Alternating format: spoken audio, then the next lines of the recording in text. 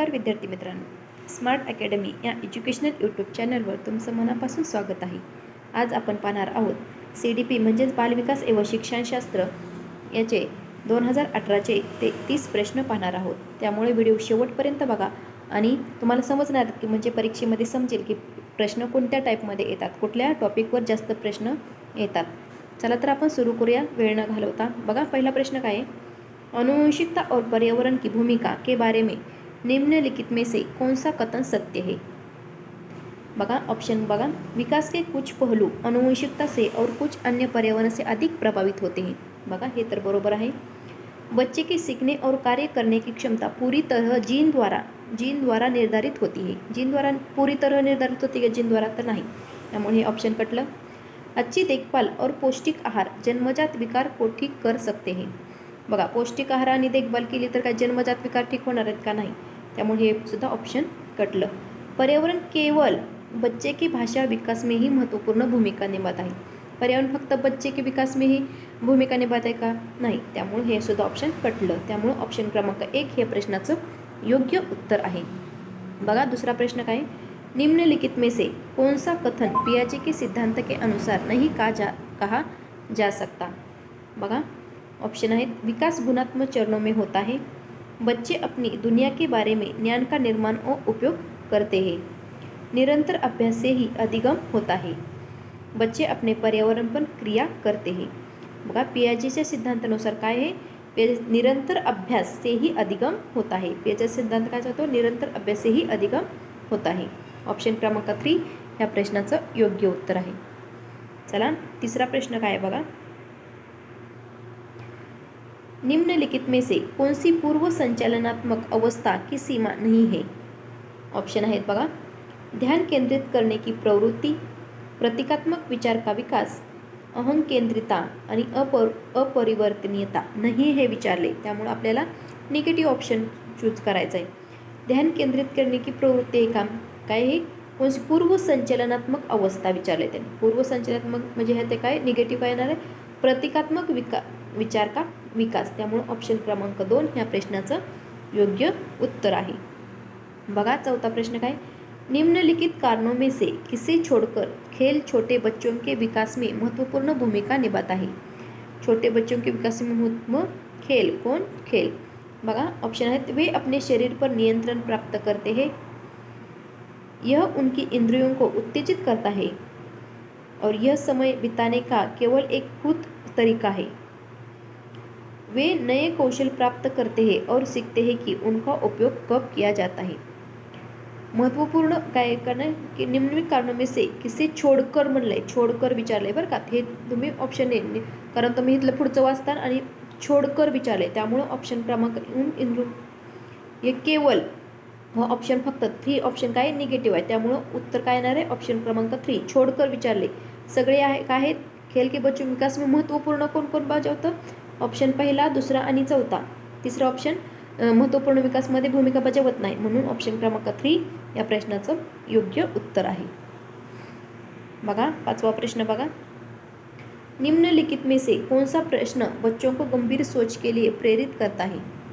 बघा कुठला प्रश्न मुलांना गंभीर विचार करायसाठी प्रेरित करतो. क्या आपको उसका उत्तर पता है. सही उत्तर क्या है, क्या आप इसी तरह की किसी स्थिति के बारे में सोच सकते हैं, हम इसे हल करने के कौन कौन से तरीके अपना सकते हैं.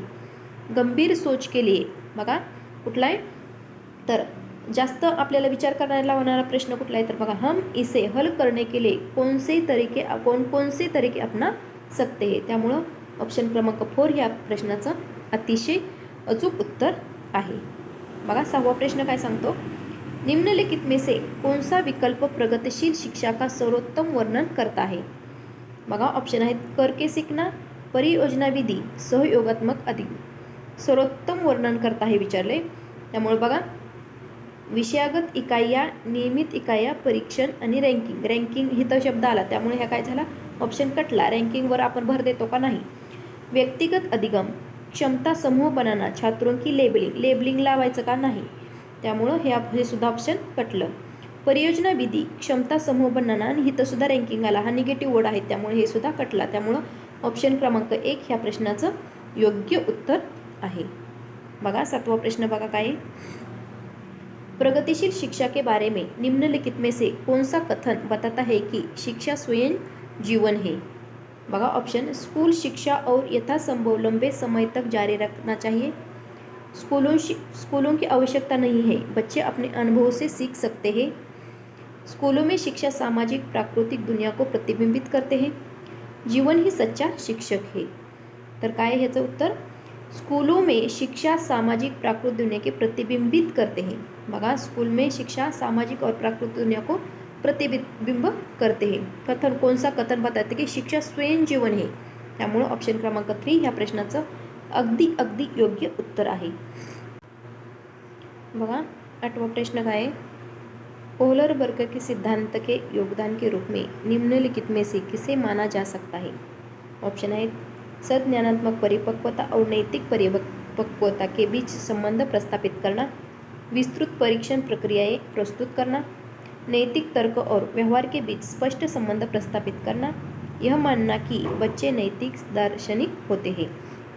बघा काय, कोहलरबर्ग के सिद्धांत के योगदान के रूप में निम्नलिखित में से किसे माना जा सकता है? बघा, कोहलरबर्ग सिद्धांत काय सांगतो?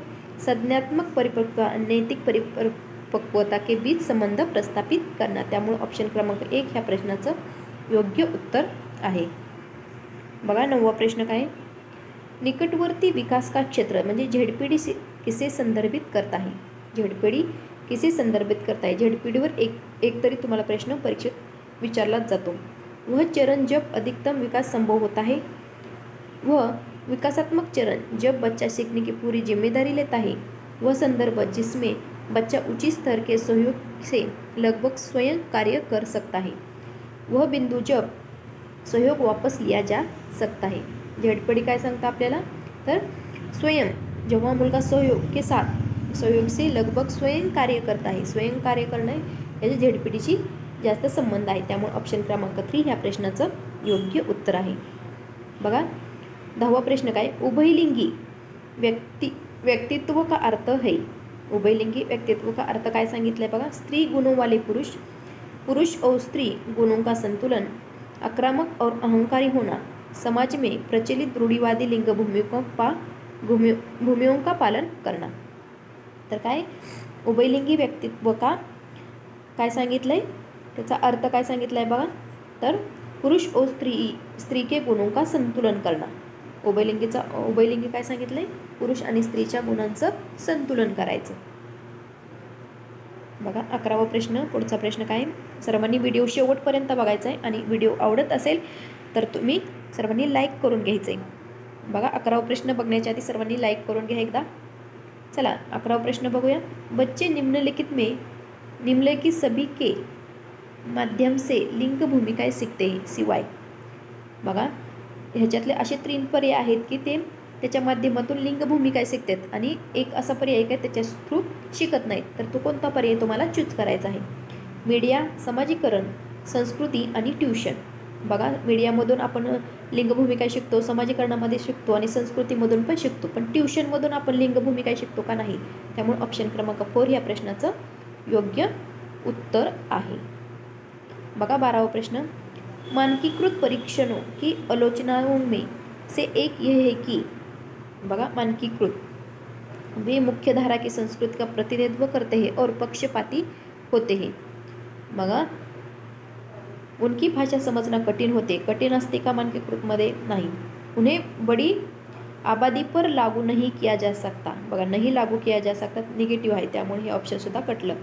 वे बच्चे की क्षमता की स्पष्ट तस्वीर नहीं देते हा सुद्धा निगेटिव्ह ऑप्शन आहे, त्यामुळे ऑप्शन क्रमांक 1 ह्या प्रश्नाचं योग्य उत्तर आहे। 13वां प्रश्न बघा, बहुबुद्धि सिद्धांत के अनुसार काय बघा? बुद्धि को तेजी से बढ़ाया जा सकता है। बुद्धि कई प्रकार की हो सकती है। कागज पेंसिल परीक्षण सहायक नहीं होते। प्रभावी शिक्षण से बुद्धि को बढ़ाया जा सकता है। तर काय बुद्धि कई प्रकार की होती है, बुद्ध्या अनेक प्रकारच्या असतात, त्यामुळे काय बहुबुद्धी सिद्धांत के अनुसार बुद्धी कई प्रकार की होते, त्यामुळे ऑप्शन क्रमांक 2 ह्या प्रश्नाचं योग्य उत्तर आहे। 14वां प्रश्न बघा, शिक्षक सीखने के लिए मूल्यांकन और सीखने का मूल्यांकन दोनों का उपयोग कर सकते हैं। सीखने के लिए मूल्यांकन और सीखने का मूल्यांकन बघा, सीखने के लिए आणि सीखने का हे तुम्ही नीट वाचायचं आहे। बच्चों की प्रगति और उपलब्धि स्तर जानने के लिए, बच्चे की सीखने की आवश्यकताओं को जानकर उपयुक्त शिक्षण रणनीति चुनने के लिए, निश्चित अंतराल पर प्रदर्शन का आकलन और प्रमाणन करने के लिए, प्रगति की निगरानी कर सीखने की खाइयों को भरने हेतु लक्ष्य निर्धारित करने के लिए। बघा 14 प्रश्न काय, बच्चों की प्रगति और उपलब्धि स्तर जानने के लिए। हाय मूल्यांकन कधी करतो आपण, त्यांचा स्तर आणि प्रगती कुठपर झाली हे चेक करण्यासाठी आपण मूल्यांकन करतो। त्यामुळे ऑप्शन पहिला बघा अगदी योग्य आहे, बच्चों की प्रगति और उपलब्धि स्तर जानने के लिए। बघा 15वां प्रश्न काय आहे, निम्नलिखित में से कौन सा सतत और व्यापक मूल्यांकन से संबंधित नहीं है। इसे शिक्षा का अधिकार अधिनियम द्वारा अनिवार्य किया गया है। यह शिक्षण अधिगम प्रक्रिया का अभिन्न अंग है। यह विभिन्न अधिगम क्षेत्रों में बच्चे की उपलब्धि पर केंद्रित है। यह बच्चों को धीमा, कमजोर या बुद्धिमान के रूप में लेबल करने में सहायक है। बघा सतत व्यापक कशासाठी आहे, सतत व्यापक कशासाठी वापर, यह बच्चों को धीमा, कमजोर या बुद्धिमान के रूप में लेबल करने के लिए सहायक है। हे ऑप्शन चुकीचं आहे, त्यामुळे ऑप्शन आपलं उत्तर हे आहे 4 नंबर। आपल्याला काय नाही विचारले, निगेटिव्ह ऑप्शन आपल्याला चूज करायचं आहे इथं, त्यामुळे ऑप्शन क्रमांक 4 हे एकदम ह्याचं बरोबर उत्तर आहे। निगेटिव्ह ऑप्शन आहे फक्त 4 नंबर, त्यामुळे ह्याचं उत्तर 4 नंबर येणार आहे। 16वां प्रश्न बघा, बच्चों में प्रतिभाशीलता किस कारण से हो सकती है। बच्चों में प्रतिभाशीलता किस कारण हो सकते है, बघा अनुवंशिकता और पर्यावरण की अंतःक्रिया, संसाधन समृद्ध वातावरण, सफल माता पिता, अनुशासित दिनचर्या। कशामुळे हो सकती प्रतिभाशीलता, तर अनुवंशिकता और पर्यावरण की अंतर्क्रिया हे प्रश्नाचं योग्य उत्तर आहे। बघा 17वां प्रश्न काय आहे, बघा 17वां प्रश्न, सामाजिक आर्थिक रूप से वंचित पृष्ठभूमि से आने वाले बच्चों के लिए कक्षा का वातावरण ऐसा होना चाहिए जो, बघा कसं शाळेतलं वातावरण कसं, कक्षा का वातावरण कैसा होना चाहिए सांगितले, उन्हें अच्छा व्यवहार सिखाए, उनकी सांस्कृतिक और भाषाई ज्ञान को महत्व दे और उसका उपयोग करे, उनकी भाषा के उपयोग को प्रोत्साहित करे, क्षमताओं के आधार पर बच्चों को वर्गीकृत करे। तर काय याचं उत्तर, उनके सांस्कृतिक और भाषाई ज्ञान को महत्व दे और उसका उपयोग करे। उपयोग करणं हे खूप पॉझिटिव्ह वर्ड आहे, त्यामुळे या प्रश्नाचं योग्य उत्तर ऑप्शन क्रमांक 2 आहे। बघा 18वां प्रश्न काय, कक्षा में रचनात्मक और प्रतिभाशाली बच्चों के लिए आवश्यक हस्तक्षेप निर्भर करता है। आवश्यक हस्तक्षेप निर्भर करता है क्योंकि बघा शिक्षक द्वारा अनुकूलित और प्रेरक शिक्षण विधियों के उपयोग पर, उन्हें अतिरिक्त समय देने पर, उनके प्रति स्नेहपूर्ण होने पर, अन्य बच्चों को पढ़ाने की जिम्मेदारी देने पर। बघा कक्षा में रचनात्मक और प्रतिभाशाली बच्चों के लिए आवश्यक हस्तक्षेप निर्भर करता है कौन सा, तर शिक्षक द्वारा अनुकूलित और प्रेरक शिक्षण विधियों के उपयोग पर, म्हणजे शिक्षकाने त्यांना अनुकूलित वातावरण निर्माण केलं पाहिजे आणि त्यांना प्रेरणा दिली पाहिजे, प्रेरक शिक्षण दिलं पाहिजे। त्यामुळं काय होणार आहे, रचनात्मक और प्रतिभाशाली बच्चों के लिए आवश्यक हस्तक्षेप, यह हस्तक्षेप अतिशय उपयुक्त है। बघा 19वां प्रश्न काय है, अति सक्रिय बच्चों की सहायता के लिए निम्नलिखित में से कौन सा तरीका उपयुक्त नहीं है। निगेटिव्ह ऑप्शन तुम्हाला चूज करायचं आहे। कार्य को छोटे छोटे, बघा इथं पॉझिटिव्ह जर विचारलं तर पॉझिटिव्ह ऑप्शन चूज करायचा आणि निगेटिव्ह विचारलं तर निगेटिव्ह ऑप्शन चूज करायचा। कार्य को छोटे छोटे प्रबंधनीय भागों में बांटना, ये बरोबर है। अधिगम के वैकल्पिक तरीकों की पेशकश करना। तीसरा है दैनिक कार्यक्रम में शारीरिक गतिविधि शामिल करना। बेचैन होने पर बार बार डांटना हा निगेटिव्ह वर्ड आहे, त्यामुळे ह्याचं निगेटिव्ह ऑप्शन आहे 4 नंबर, त्यामुळे उत्तर काय आहे ऑप्शन क्रमांक 4। आपल्याला निगेटिव्ह विचारले त्यामुळे निगेटिव्ह चूज करायचं।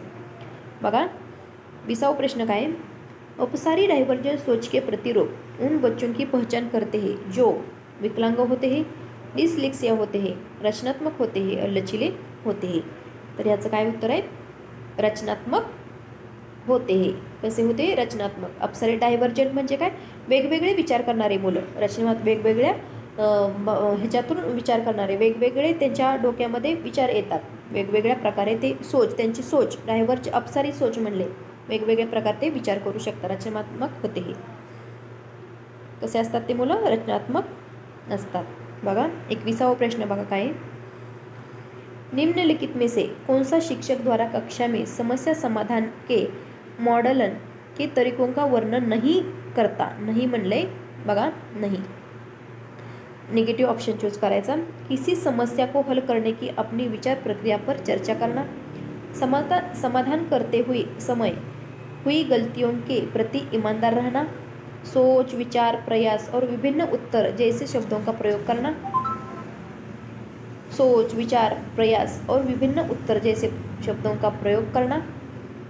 अभिसारी उत्तरों वाले प्रश्न पूछना. कसे?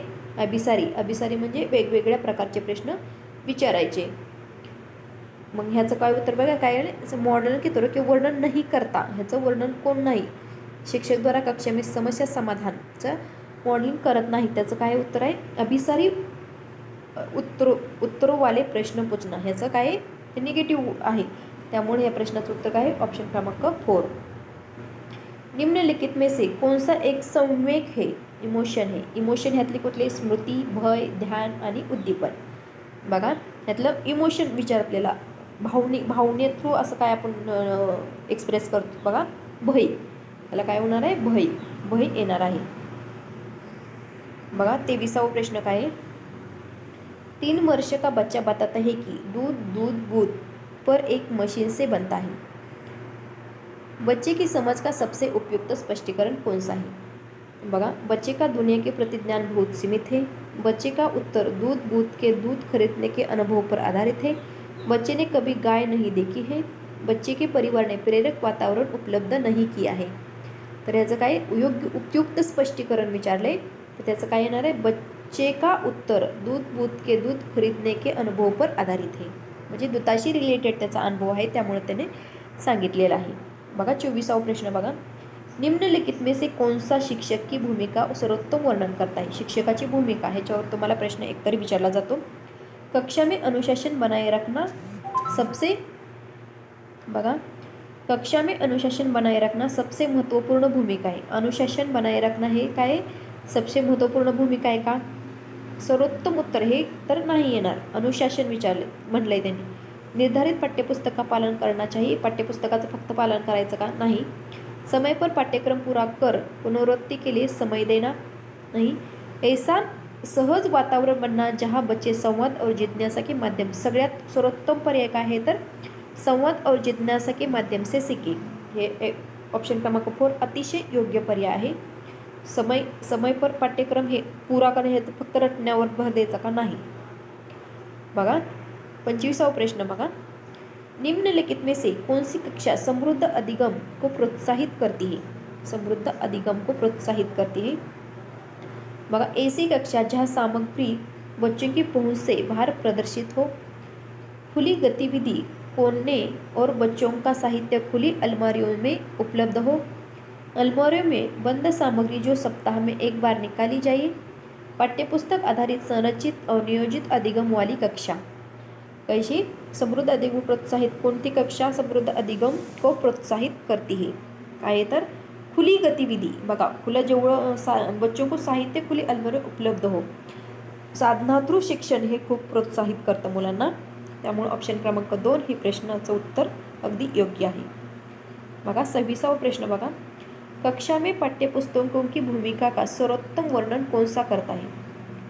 पाठ्यपुस्तक की भूमिका बघा वे कक्षा में उपलब्ध संसाधन और संदर्भ सामग्री में से एक है.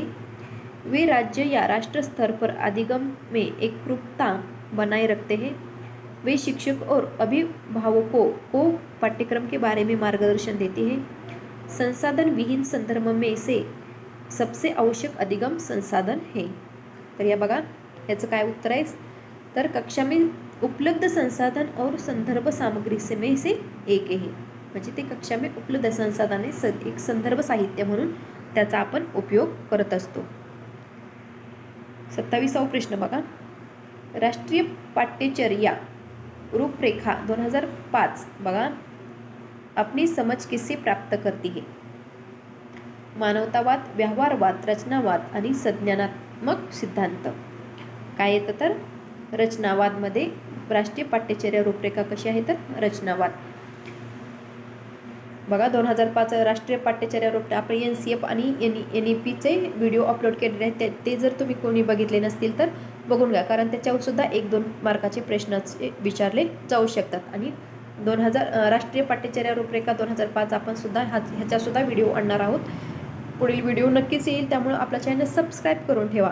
आणि पाठीमागचे जर व्हिडिओ तुम्ही बघितले असतील ना तर एकदा नक्की बघा. बघा 28वां प्रश्न काय आहे? कक्षा में बच्चों को प्रेरित माना जा सकता है क्योंकि वे साफ सुथरी वर्दी पहनकर स्कूल में आते हैं, वे कक्षा में अनुशासन बनाए रखते हैं, सभी नियमित रूप से उपस्थित रहते हैं, वे शिक्षक के से स्पष्टीकरण पाने के लिए प्रश्न पूछते हैं. बघा बच्चों को प्रेरित कधी मानलं जातं, म्हणजे बच्चा कधी प्रेरित होतो तर वे शिक्षक से स्पष्टीकरण पाने के लिए प्रश्न पूछते हैं. म्हणजे विद्यार्थी तिथे ॲक्टिव्ह आहे, त्यामुळे ऑप्शन क्रमांक 4 हा एकदम योग्य पर्याय आहे. 29वां प्रश्न बघा. बच्चे के अधिगम में सुधार के लिए निम्नलिखित में से कौन सा सबसे उपयुक्त है? बच्चे के अधिगम में सुधार के लिए बघा नियमित मूल्यांकन परीक्षण आयोजित करना. नियमित मूल्यांकन परीक्षण आयोजित करायचं का? नाही. विभिन्न उदाहरणों और चित्रों से विषय समझना. बघा तीसरा ऑप्शन काय? कक्षा में सभी प्रकार की शिक्षण सामग्री उपलब्ध होना. वास्तविक जीवन स्थितियों पर बच्चों के आपसी संवाद को प्रोत्साहित करना. वास्तविक जीवनाशी जेव्हा आपण संबंध होतात ते एकदम पर्याय अगदी योग्य असतं, म्हणजे पॉझिटिव्ह आहे, खूप पॉझिटिव्ह. म्हणजे आपल्याला कसं काय वेळेस काय प्रश्न तसं होती सगळेच पर्याय बरोबर वाटतात, पण आपल्याला एकदम जवळचा आणि एकदम पॉझिटिव्ह जो वाटतो ना तो पर्याय तुम्ही चूज करायचा. बघा 30वां आणि शेवटचा प्रश्न बघा. अनुशासन जो अधिगम वातावरण में महत्वपूर्ण भूमिका निभाता है किस प्रकार सहायता करता है? बच्चों को अपनी सीख को नियंत्रित और निगरानी करने में, चुप बनाए रखने में, शिक्षकों को निर्देश देने में, बच्चों को रटकर पाठ याद करने में. तर काय करता? अनुशासन जो अधिगम वातावरण में महत्वपूर्ण भूमिका निभाता है. कशासाठी? तर बच्चों को अपनी सीख को नियंत्रित और निगरानी करने में. अनुशासन काय करतं? बच्चों को अपनी सीख और नियंत्रित निगरानी करने में. बघा अशा प्रकारे आपण डिसेंबर 2018चे 30 प्रश्नांचं विश्लेषण पूर्णपणे बघितलेलं आहे.